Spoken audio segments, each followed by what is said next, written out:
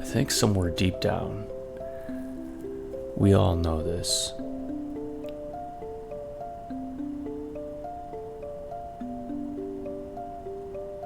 As someone who lives in North America, most of us have been saturated with so much wealth. And I don't just mean monetary wealth. I mean having access to so many goods that could be traded with currency. And the availability of currency is so abundant relative to what we can purchase. Now, it can be argued that that purchasing power has been going down. And I think there's good justification for that argument. But even so, given the availability of the goods that we can have even at this moment compared to if everything was in a state of nature, it's incredible how much access we have. Like just being in my room and taking a moment to notice the multiple blankets that I have. Like this soft material that's just woven into this large cloth mass. Like I can just easily get one of those. Like if I want a brand new one, I'd have to spend a little bit more, but just going to a used store, like a thrift store, I could get one for incredibly cheap.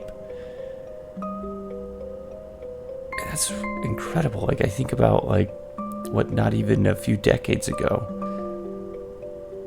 where people would just pass this down from families and families and use the same cloth that was made from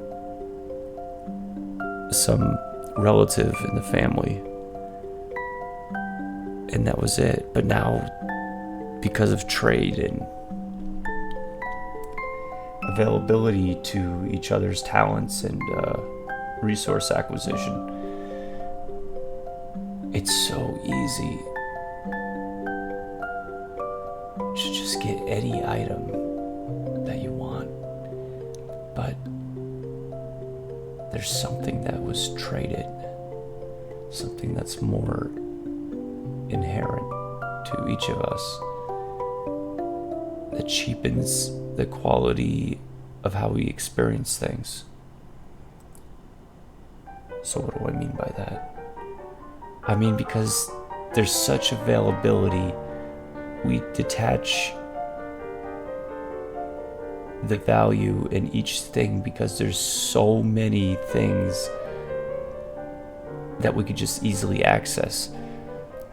So we become saturated with so many different goods that to keep track of each one, it would just be overwhelming. And that fact alone explains so much that nothing really gains our attention other than the novelty of change that we see in places like social media. So to make that less confusing, we don't really care about the things that are right in front of us because they're easily replaceable, and not one thing requires attention to keep that thing because it can be replaced. So like the blankets on my bed, I don't have a strong connection because if it goes missing, I just go down to the thrift store and get another one for, I don't know, a few dollars, $5, $10 max. So I don't have to think about it. It goes missing. Oh, okay, well, that was easily replaced. And it's one thing to start doing this to our belongings and our things, but it becomes another when we start to do this to the people around us. And I think that's where a lot of the loneliness creeps in, because that same kind of thinking of like, wow, there's just so many people, it's just overwhelming.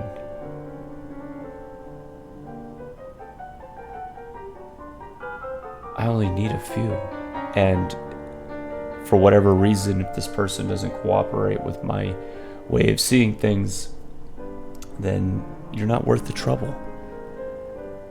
You know, I don't need to stress over it if you just disappear from my life. There's so many of you out there. Why should I hang on to you? And you can kind of see where this line of reasoning is going, and perhaps you already see the inherent faults in it, where things get where things become, well, a bit cold.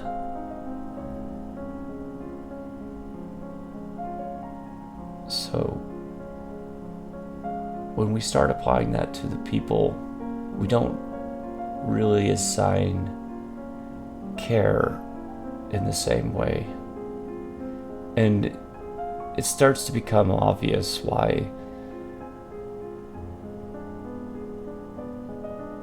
socializing was much more effective in these tribal situations where everybody's role was clear, and sure, you had your eccentrics and drifters, but for the most part, everybody had their thing, their role, their individuality that mattered to the group. And each one had a valued place in the thoughts of each other. Maybe some more than others, but to such a degree that nobody was really left out. Like, even if you didn't necessarily care about one person as much as the other, they still were enough to fill your thoughts, especially when something happened, like an event, like, oh, did you hear what happened to the Smiths? Yeah, that's just so tragic. And you know, their life still made it in your thought bandwidth. And because there's so many people today interconnected, I wouldn't even use that word. I would say, because there's so many people become more like noise than the actual signal itself. And because we can just dip into that ocean of noise and try to hodgepodge people into whoever fits our personal vision of the world, it gets a little rough, because those people have their own vision, and that doesn't necessarily mean that the way they see things is going to stay the same. So no one really has the desire to continually connect with each other unless there's some other reason keeping them together, like, say, like a child. But even then, that's sometimes not enough. So honestly, I think that's a big part of why people don't feel the need to bring more people into this world, even though birth rates are declining. You know, two truths can exist at the same time. So we can acknowledge that right now we feel too saturated with people, and also be aware of the fact that we're not producing enough people to maintain populations. But I think that will naturally correct itself over time as people start to isolate from each other again, and less people are around, the noise dissipates, and people can once again start to make those connections because there are fewer and fewer people around. So people naturally will make do with the people that are around, and we start to see each other again. So I think this is some of the natural correction that's happening in the world. And I don't think there's any, mythical source making that happen. I think it's just naturally aligning with the way people behave. I mean, we just will change to the environment given the limitations. So if enough people don't ever make that connection to reproduce and make another person, then that,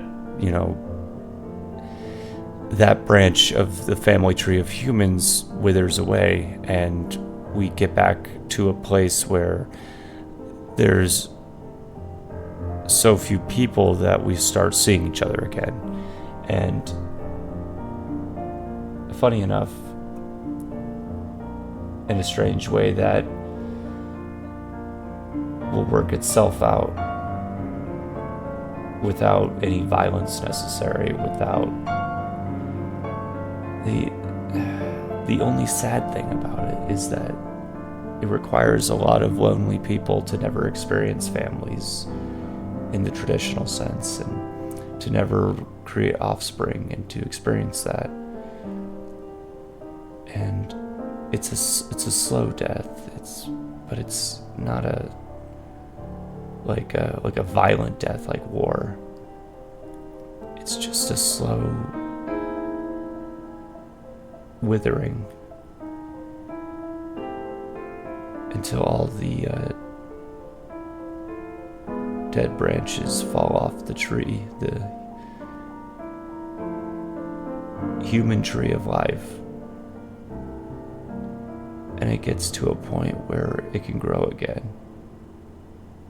And somewhere along the line we may forget the lessons of this because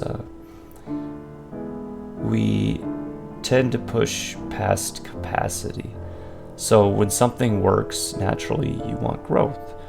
You want, like, wow, it would be so much better if we grew this tribe into a bigger tribe, because we would be better, we'd be stronger to support each other, and we all have these ideas and we work together and commune in a community, and that's kind of what leads to the nationality and culture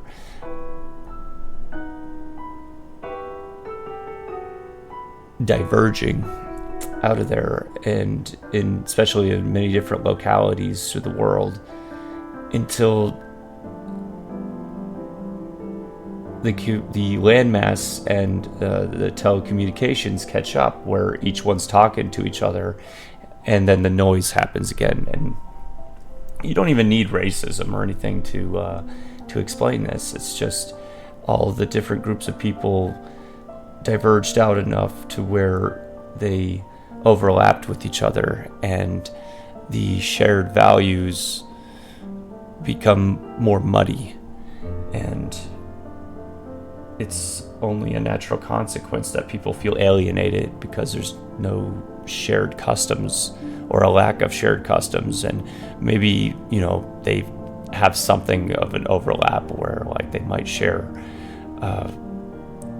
tragedies or hobbies or some sort of human connection at that human base level, but they're missing the core of where they originally sprouted from. And that's where a lot of the loneliness stems from. And that's why you have people, while they see the humanity in each other, they also don't feel completely aligned, and they want something more, but they don't know how to spell it out. And that just comes back to that tribe model, where everybody knows everybody and they're all in their thoughts. So in the long run, I think that's where things will naturally go back, unless some natural disaster intervenes. That's where if we want to think about this in a sort of metaphor, it's like a pond that got all stirred up, and all the sediment at the bottom is all muddied the water. And if you just leave it alone, the natural consequence is the sediment will settle back where it originally came from, and it'll all become clear. So that's where humanity's going.